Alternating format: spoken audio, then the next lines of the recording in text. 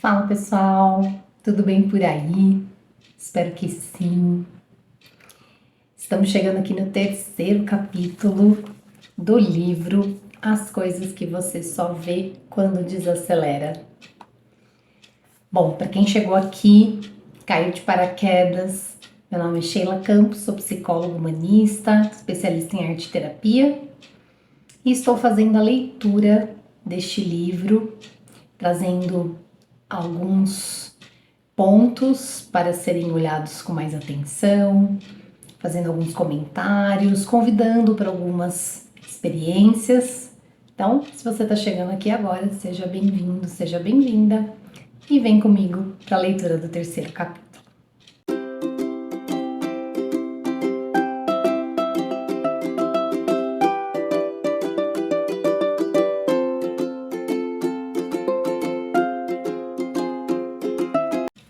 O terceiro capítulo se chama Paixão. E o título do texto, Modere seu entusiasmo. Apesar de ainda me sentir um aluno, antes que me desse conta havia um PhD depois do meu nome. E eu tinha me tornado um professor numa faculdade no interior de Massachusetts. Tenho lembranças vívidas de como meu coração se acelerava quando eu pensava em ver meus alunos pela primeira vez. Estava repleto de expectativa. Como um adolescente indo a um encontro às cegas. Tentei me lembrar dos muitos professores maravilhosos que tivera e esperei desenvolver algumas habilidades deles, além de sua presença autêntica. Das duas matérias que eu iria ensinar naquele semestre, uma tinha sido a mais inspiradora para mim quando eu era aluno: Introdução à Meditação Budista. Não queria que a aula fosse apenas teórica. Queria dar aos alunos a oportunidade de experimentar a meditação de verdade por conta própria. Eu esperava que no futuro, mesmo depois de formados, eles se voltassem à meditação quando confrontados pelas dificuldades da vida. Achava que o melhor presente que podia dar aos meus alunos era a capacidade de observar a própria mente de maneira objetiva e de não se perder na constante mudança dos seus pensamentos e suas emoções. Ainda me lembro da primeira aula como se fosse ontem. Antes de entrar na sala, eu estava preocupado com o que iria dizer e como diria.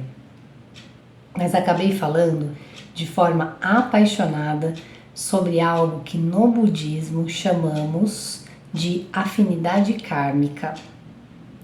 Contei aos alunos que, de acordo com os ensinamentos budistas, nosso encontro naquele dia não era fruto de um mero acaso, mas o resultado do nosso encontro em incontáveis vidas passadas. Também disse que, como o tempo que passaríamos juntos era uma ocorrência tão rara e preciosa, deveríamos nos esforçar para ter um semestre produtivo. Como muitos deles eram calouros, se mostravam bastante sinceros e pareciam ter grandes expectativas para a faculdade.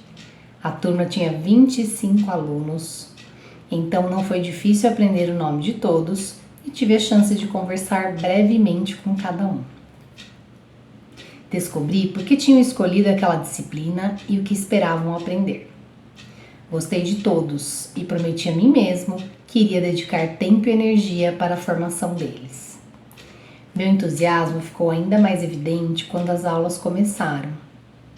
Eu passava mais dever de casa do que os outros professores, pois sentia a urgência de ensinar o máximo que pudesse. Quando recebia os trabalhos, avaliávamos com cuidado e o mais rápido possível. Além disso, pedi aos alunos que praticassem meditação todos os dias e relatassem a experiência em um diário.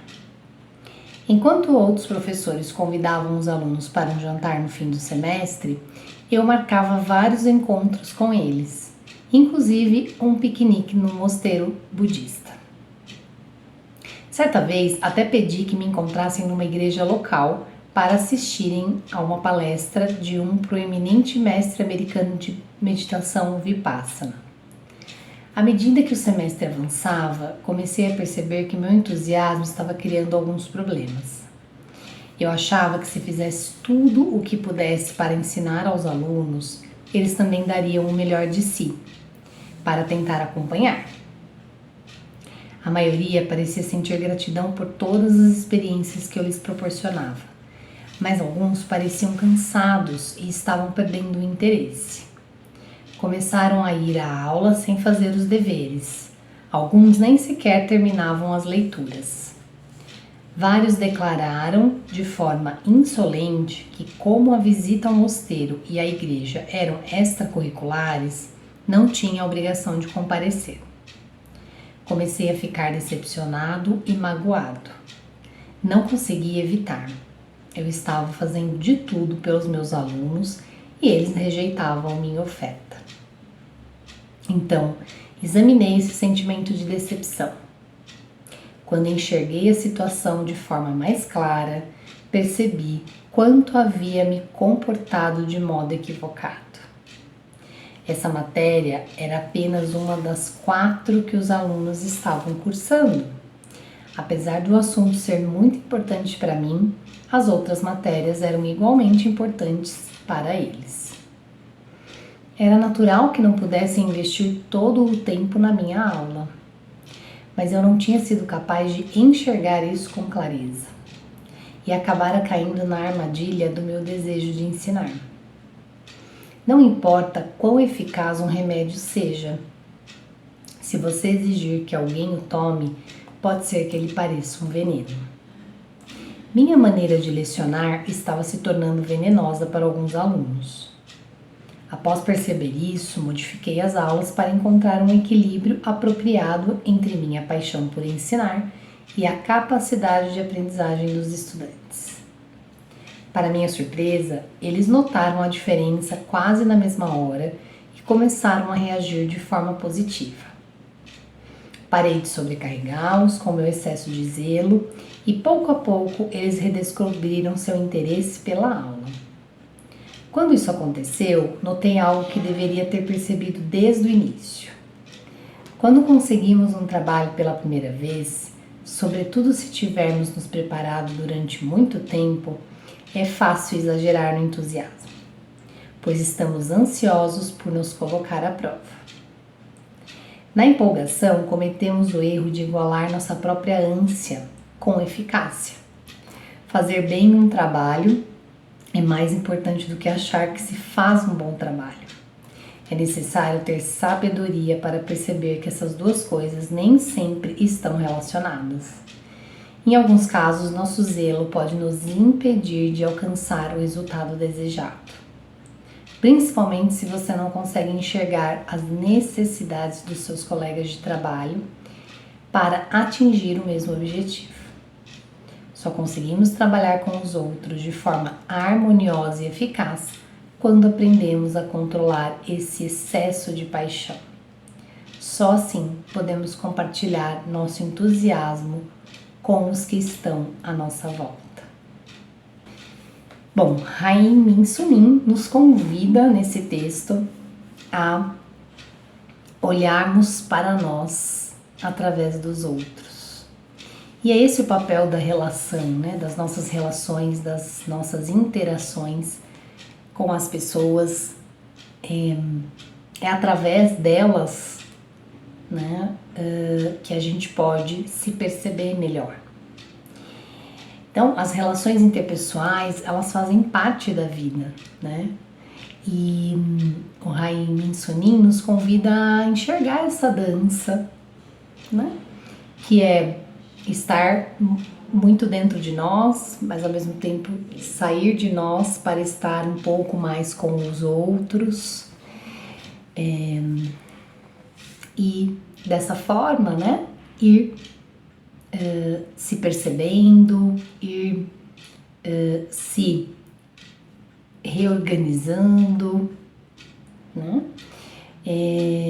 E ele fala muito das expectativas, né? Que muitas vezes a gente cria uma imagem daquilo que a gente acha que deve ser, Mas quando a gente se centra, né, na imagem, ou seja, na expectativa sobre o nosso próprio desempenho, a gente está desconsiderando a relação, né? A gente está mais centrado em nós mesmos e colocando um objetivo exclusivamente pessoal. Eu quero ser um bom professor, eu quero passar meu conhecimento, mas desconsiderando a relação com os alunos, a capacidade dos alunos, o interesse dos alunos. E como ser um professor sem se relacionar com os alunos. Então ele nos faz esse convite à reflexão de como são, né, as nossas relações interpessoais, qual a qualidade das nossas relações, se a gente tende a ficar mais centrado nas nossas próprias expectativas sobre nós mesmos, né? Ou a gente leva em consideração o outro, ou a gente está muito centrado nas expectativas dos outros sobre nós e não olhamos para nós mesmos. É esse o convite da leitura de hoje. Espero que você tenha gostado, né? Que tenha ajudado você a refletir sobre as suas relações interpessoais e o modo como você se coloca diante das experiências da sua vida. Um beijo e até a próxima!